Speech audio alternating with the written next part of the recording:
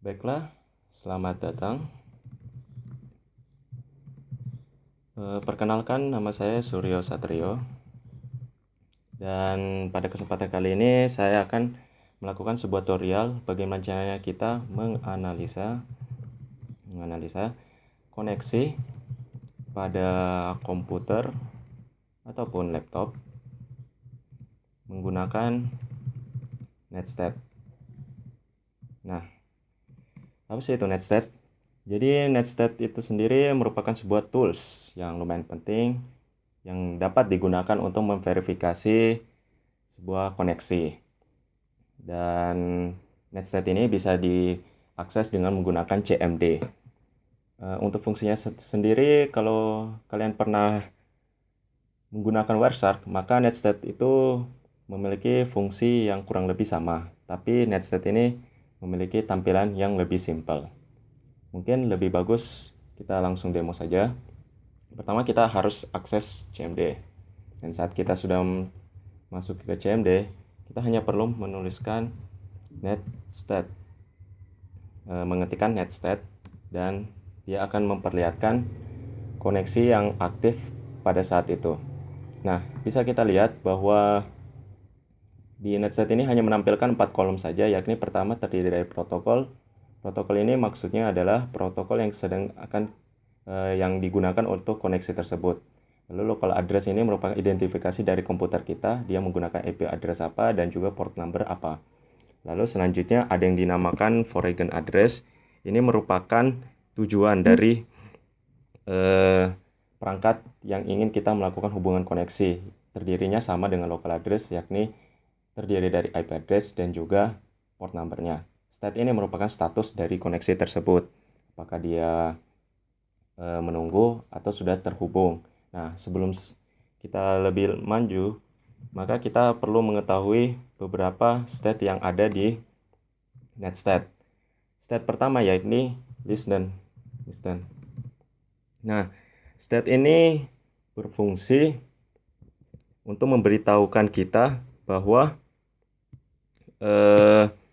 port ini sedang bebas. Artinya kalau misalnya sebuah port memiliki status listen, maka kita bisa menggunakan port itu untuk melakukan hubungan dengan perangkat lain.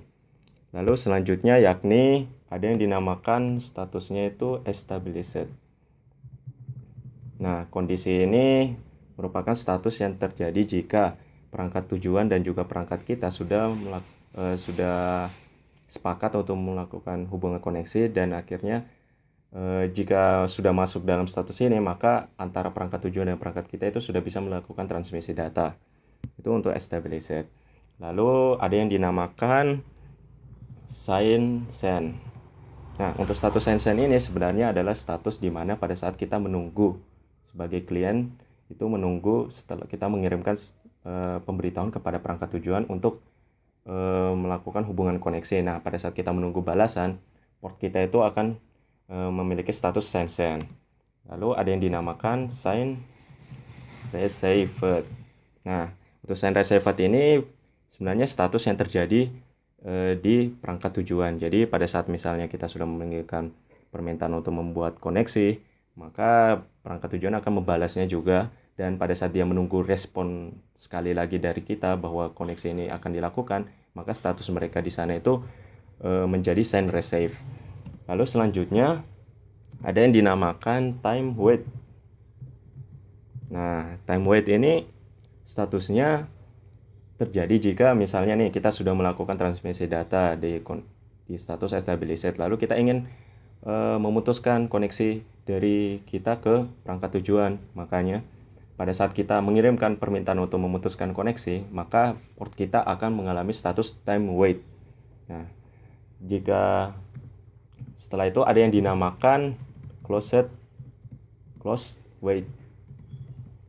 Nah, closed wait ini sebenarnya sebuah status yang terjadi jika misalnya dari perangkat tujuan sudah mengirimkan semua data yang diperlukan oleh klien, lalu dia menunggu respon dari klien untuk memutuskan hubungan, maka port yang berada di perangkat tujuan itu akan berstatus close wait. Nah, ini 6 status yang ada di netstat yang bisa kita lihat di netstat. Lalu kembali ke netstat sendiri.